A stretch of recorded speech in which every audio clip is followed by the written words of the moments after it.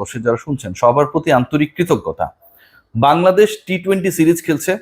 বাংলাদেশ টানা 2 ম্যাচ নেদারল্যান্ডসের বিপক্ষে জিতেছে। বাংলাদেশ 8 উইকেট 9 উইকেটে জিতেছে। বাংলাদেশের প্রিপারেশন চলছে এশিয়া কাপের জন্য, সবাই আমরা জানি। এবং এই সিরিজটা শুরু হওয়ার আগে আমরা যা জানতাম বা আমাদেরকে যেই তথ্যগুলো ইনজেক্ট করা হয়েছিল সেগুলো হচ্ছে বাংলাদেশ পাওয়ার হিটিং করতে চায়, সেই অ্যাপ্রোচে ব্যাট করতে চায়, স্পোর্টিং উইকেটে খেলতে চায়। মানে স্পোর্টিং উইকেটে আপনি কখন খেলার পরিকল্পনা করবেন? যখন আপনি হাই স্কোর করার চেষ্টা করবেন, যখন আপনি আপনার দলের পুঁজিকে 180 200 চ্যালেঞ্জিং পর্যায়ে নিয়ে যাবেন, অথবা প্রতিপক্ষের এরকম টাইপেরই একটা পুঁজিকে আপনি চ্যালেঞ্জ করতে পারবেন, চেস ডাউন করার পরিকল্পনা করবেন আপনার অ্যাবিলিটি দিয়ে, তখন আপনি স্পোর্টিং উইকেট চাইবেন। স্পোর্টিং উইকেট চাওয়ার আরো একটা বড় কারণ হচ্ছে বাংলাদেশ আবুধাবিতে যে ম্যাচেসগুলো খেলবে, 3 ম্যাচ খেলবে সেখানটায়, হংকং এর বিপক্ষে, আফগানিস্তানের বিপক্ষে, শ্রীলঙ্কার বিপক্ষে, গ্রুপ পর্বে এশিয়া কাপের ম্যাচেসগুলো, সেই ম্যাচেসগুলোতে আসলে এই টাইপের স্পোর্টিং টাইপের রান হয় টাইপের উইকেটে খেলা হবে। কিন্তু দিন শেষে বাংলাদেশ ম্যানেজমেন্ট, বাংলাদেশ ক্যাপ্টেন, বাংলাদেশের থিঙ্ক ট্যাঙ্কের কথার সাথে কাজের বড়ই অমিল। 2 ম্যাচ জিতেছে ভাই, আমরা সবাই জানি কি ব্যবধানে জিতেছে সেটাও আমরা জানি, নাসুম কয়টা উইকেট পেয়েছে সবাই আমরা জানি।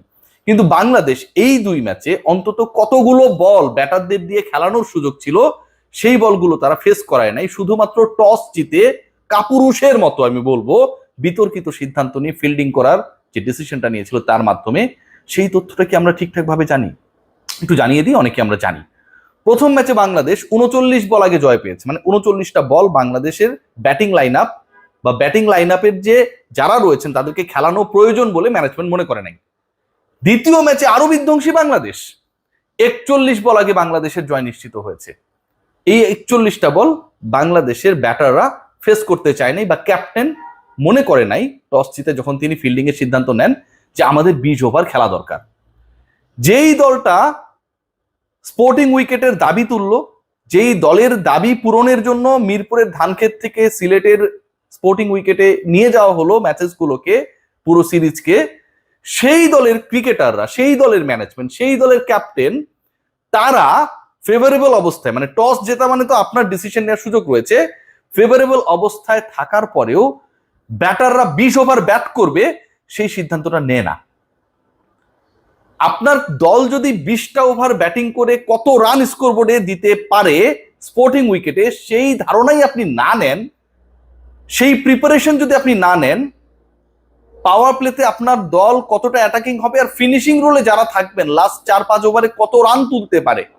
বাংলাদেশে যেহেতু স্পেশালিস্ট 6 ব্যাটসম্যানের বেশি নেই, সাকিব আল হাসান নেই, সো এই 6 জন ব্যাটসম্যানের 5-6 কি রোলে থাকতে পারে, তাদের অ্যাবিলিটি কতটুকু, সেই পরীক্ষাটা যখন আপনি নেন না, কিন্তু বলেন power hitting wicket, power hitting কোচেসের কথা, পাওয়ার হিটিং অ্যাবিলিটির কথা, স্পোর্টিং উইকেটের কথা, ঠিক তখন আপনারা যে নিখাত ভণ্ডামি করেন সেটা আসলে প্রমাণ করার জন্য কোনো কিছুর প্রয়োজন পড়ে না। বাংলাদেশ দল প্রথম ম্যাচে 6.5 ওভার খেলতে হবে সেটা গুরুত্ব দেয়নি, মনে করেনি।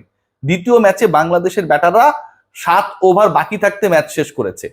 আচ্ছা, এই যে পাওয়ার হিটিং স্পোর্টিং উইকেটের কথা বলা হলো, সেখানটায় কি ওই নেদারল্যান্ডসের মতো প্রতিপক্ষ হিসেবে আপনারা যাদেরকে পাবেন তারা কি 136 102-3 রানে অল আউট হয়ে যাবে? সেখানটায় বাংলাদেশের চ্যালেঞ্জটা কি অনেকটা এরকম হবে যে 130 প্লাস একটা স্কোর প্রতিপক্ষ করবে আর আমি হচ্ছে সেটাকে চেস ডাউন করলে জিতে যাব? সেখানটায় কি চ্যালেঞ্জটা অনেকটা এরকম হবে যে 102-3 বেশি প্রতিপক্ষ করতে পারবে না আর বাংলাদেশ 9 উইকেটে জিতবে? Different challenge is waiting for the batting line up. Bangladesh দলের যদি খেলাটা দেখেন, বাংলাদেশ দলের যদি রিসেন্ট পাস দেখেন, বাংলাদেশের সবচেয়ে চ্যালেঞ্জিং জায়গা হচ্ছে ব্যাটিং ডিপার্টমেন্টকে মজবুত করা, নট বোলিং। ওই যে নেদারল্যান্ডসের বিপক্ষে বাংলাদেশ ছোট রান চেস করেছে, সেটার পুরো কৃতিত্ব হচ্ছে কিন্তু বোলাররা তাদেরকে আটকে রাখতে পেরেছে। বাংলাদেশ যে শ্রীলঙ্কাকে শ্রীলঙ্কার মাটিতে হারিয়েছে, সেটার সিংহভাগ কৃতিত্ব কিন্তু বোলাররা অসাধারণ ডিসপ্লে করেছে। পাকিস্তানকে যে বাংলাদেশ ঘরের মাঠে হারিয়েছে, সেটারও কৃতিত্ব মেজরিটি বোলারদের। যদি তাই হয় তাহলে তো বোলিং ডিপার্টমেন্টে আমি ফেভারেবল অবস্থায় রয়েছি, কমফোর্ট জোনে রয়েছি। আমার সমস্যার জায়গা কোথায়? ব্যাটিং।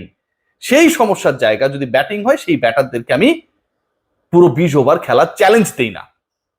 আমি ভয় পাই নেদারল্যান্ডসের বিপক্ষে হেরে গেলে তো আমার মান সম্মান চলে যাবে, অথচ আমি ব্যাক অফ দ্য মাইন্ডে সেই চিন্তাটা একবারের জন্য পুশ করি না যে নেদারল্যান্ডসের বিপক্ষে আমি হারি জিতে যাই হোক না কেন, এশিয়া কাপের প্রিপারেশনটা আমাকে আপ টু দ্য মার্ক করতে হবে। সেই পরিকল্পনা কেউ করে না, সেই কথা কেউ বলে না। বুলবুল ভাইকে বলবেন, উনি বলবেন যে আমি তো আসলে এগুলো নিয়ে মাথা ঘামাই না, এগুলো ম্যানেজমেন্টের ব্যাপার। নাজমুল আবেদিন ফাহিমকে বলবেন এটা কোচ আর ক্যাপ্টেনের ডিসিশন। কোচকে বলবেন, বলবে আমরা সমন্বিতভাবে ডিসিশন নিয়েছি। ক্যাপ্টেন বলবেন, তিনি আসলে আপনাকে কোনো জুৎসই উত্তর দেবেন। হারতেও পারি নেদারল্যান্ডসের বিপক্ষে, পরের ম্যাচে প্রথমে ব্যাট করতেও পারি। মানে তাদের মনে হয় যে খেলতেছে আর আমরা খেলা দেখতেছি, বিশাল আমাদেরকে কৃতজ্ঞ করতেছে বাংলাদেশ দলের কথাবার্তা শুনলে তাই মনে হয়। সালাউদ্দিন সাহেব বলেছেন যে বেশি আকাশে তুলেন না আর দ্রুত আকাশ থেকে নিচে নামায়ও না। বাংলাদেশ দল যখন দ্রুততম সময়ের মধ্যে একদিনের ব্যবধানে একই টাইপের বিতর্কিত সিদ্ধান্ত নেয়, তখন আসলে কোচের এই বক্তব্য সাধারণ মানুষ শোনার আগে তার দলের ক্রিকেটাররা যে শোনে না, ম্যানেজমেন্ট যে শোনে না, অথবা এমনও হইতে পারে যে ম্যানেজমেন্ট যেটা চিন্তা করছে সেটা সালাউদ্দিন সাহেবও নিজেও চিন্তা করছে যে আগে ব্যাটিং নিয়ে সেফ থাকি, বাংলাদেশ তো হ্যাট্রিক সিরিজ জিতে যাবে, তার মানে আমাদের কোনো টেনশন নাই, কোনো জায়গা থেকে সমালোচনা হবে না। ঠিক ওই জায়গাটায় আসলে বুমেরাং হয়। লাস্ট টি-20 ওয়ার্ল্ড কাপের কথা চিন্তা করুন। এশিয়া কাপ তো এটা ফলোড বাই দা নেক্সট টি-20 ওয়ার্ল্ড কাপ ইন ইন্ডিয়া, যেখানটাও স্পোর্টিং উইকেটে খেলা হবে। মজার ব্যাপার কি জানেন, গত ওয়ার্ল্ড কাপে যদি আমরা খেয়াল করি, বাংলাদেশ সাউথ আফ্রিকাকে হারাতে পারতো, বাংলাদেশ আফগানিস্তানকে হারিয়ে সেমিফাইনালস খেলতে পারতো। জানেন, আফগানিস্তানের 115 বাংলাদেশ চেস করতে পারে নাই। সাউথ আফ্রিকা 113তে প্যাকেট হয়ে যাওয়ার পরও বাংলাদেশ 109-এর বেশি করতে পারে নাই 7 উইকেটে। 2024 জুনের গল্প বলছি। I was the witness of that display, of that poor display. Bangladesh US এর বিপক্ষে গিয়ে ইউএস এর কাছে হেরেছে। বাংলাদেশ রিসেন্ট পাস্টে পাকিস্তান ট্যুর করার আগে ইউএ এর কাছে টি-20 ফরম্যাটে হেরেছে। সবগুলোকে যদি আমি কম্বাইন করি, সবগুলোকে যদি আমি একটা আলোচনায় নিয়ে আসি, কি দাঁড়ায় জানেন? এই ডিফিটস গুলো, যেই জয়টা দরকার ছিল, প্রাপ্য ছিল, আফগানিস্তানের বিপক্ষে 115 চেস করা, সাউথ আফ্রিকার বিপক্ষে 113 চেস করা, বাংলাদেশ পারেনি only for the failure of their batters. Bangladesh যখন হেরেছে ইউএর বিপক্ষে, that was also the cause of our failing in batting department.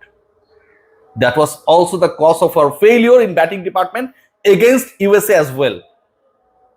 যখন আপনার ব্যাটিং ডিপার্টমেন্ট এত প্রশ্নবিদ্ধ, যখন আপনি বড় চ্যালেঞ্জে গেলে ব্যাটাররা পারে না, ঠিক তখন ব্যাটারদের আপনি কোনোভাবেই 20 ওভার খেলানোর ব্যবস্থা করার সুযোগ পেয়েও সেটা করেন না।